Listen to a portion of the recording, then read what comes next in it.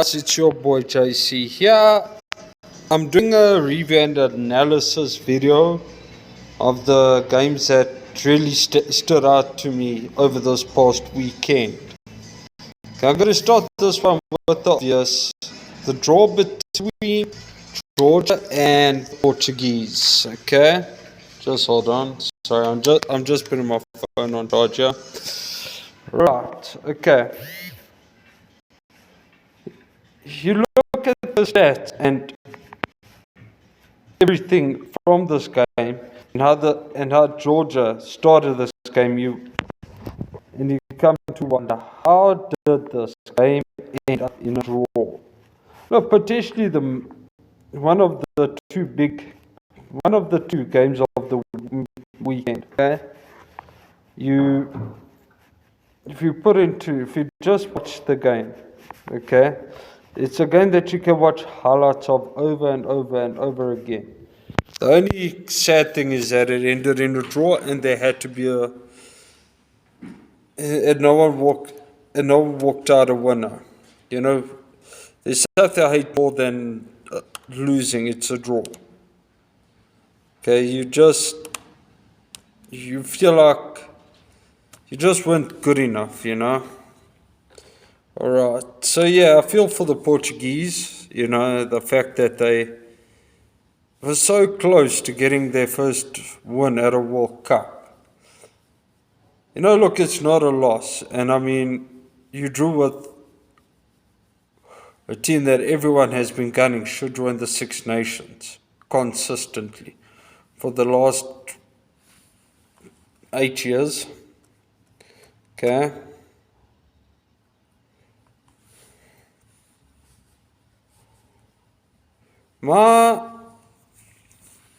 Where do I start? Okay, let's start by the events of this game. Okay? Georgia got onto the board as early as the second minute, okay, with a try by... half these guys, I cannot pronounce their names. I'm not even going to try. I'm going to do my best, okay? He had a try from Akaki,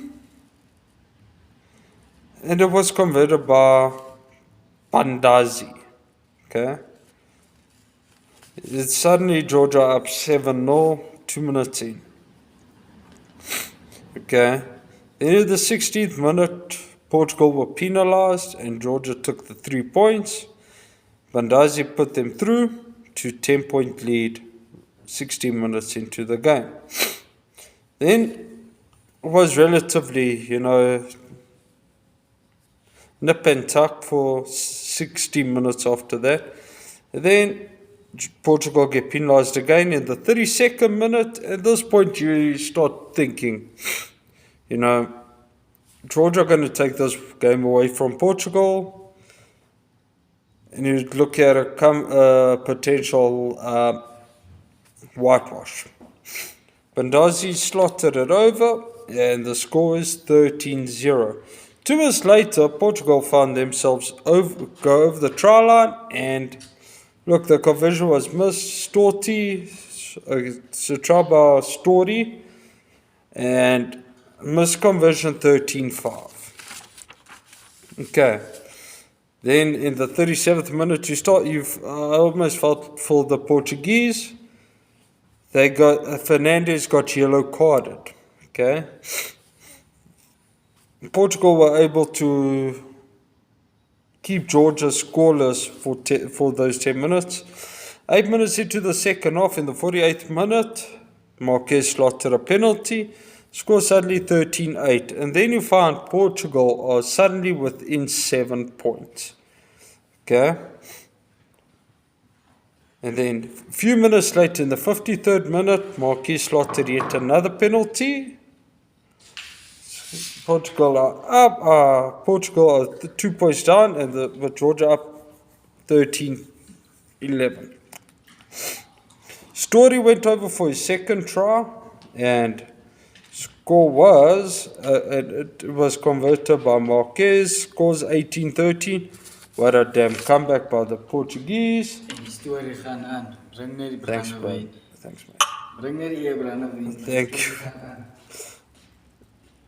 And yeah, and then 78 minutes in, Georgia breaks Portugal's heart, and Zamatadze goes over, conversion missed, suddenly it's 18-all.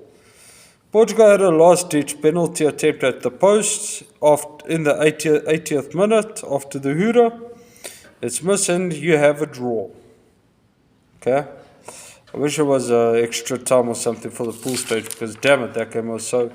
It was intense, you know. It was two teams you could see that are trying to prove themselves to be worthy contenders and to go into Six Nations, and they didn't disappoint. All right, now I'm going to look at the stats, and this is where I say I do not know how Georgia did not win this game. Okay. I mean, my Super Brew, this blew my Super Brew out completely. Okay. Right, to be frank, I had Georgia winning by 10. Okay. Okay. Let's start with the territory statistics. Georgia dominated territory with 62% to 38%. Possession wasn't so wide. Georgia had 52% of the ball. Portugal 48%. Okay. Running meters. Hear this. There are a total of 120 running meters between these two sides. Georgia ran 540 meters compared to Portugal's 420 meters. Okay. Georgia had 128 runs, where Portugal had 114 runs. Carries over gain line, dominated by the Georgians, was 71 carries over the gain line to Portugal's 47.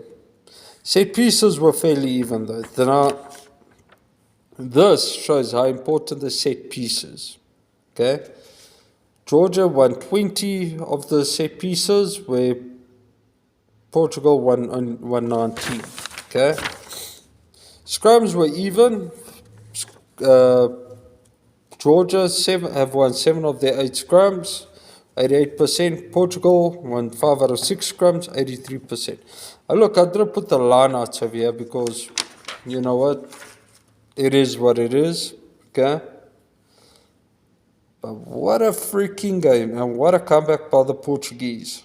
For a team that haven't won a single World Cup match, to come back from 13-0 down, to draw 18-all. One has to wonder, you know, World Rugby needs to do something for these teams. Okay. Now, I'm also going to put a bit of an opinion on this weekend because something stands out to me. Okay. Yes, I'm going to do a video on the Springboks and Ireland's game after this one. People blaming the refs. Okay. This week, a lot of the games were free-flowing. The refs didn't kill the game. Okay. They ref literally penalties that could, they blew penalties that could, how can I put it? Impact the outcome of the game.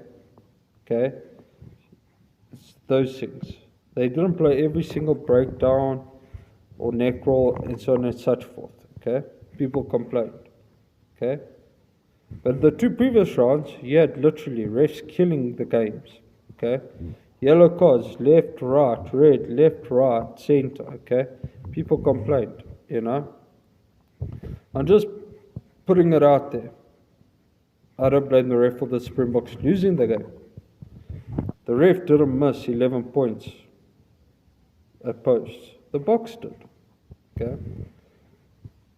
You get where I'm going with this. So, in this round, I must say, I enjoyed the refereeing. How these games were refed. Okay. I'm just putting that out there. Okay. This game he had a card, but boo-hoo. Let me know what you think in the comment section, gents, and please like my video if you enjoyed it. and subscribe to my YouTube channel. Okay? Thank you very much. Enjoy the rest of your evening. Cheers, people.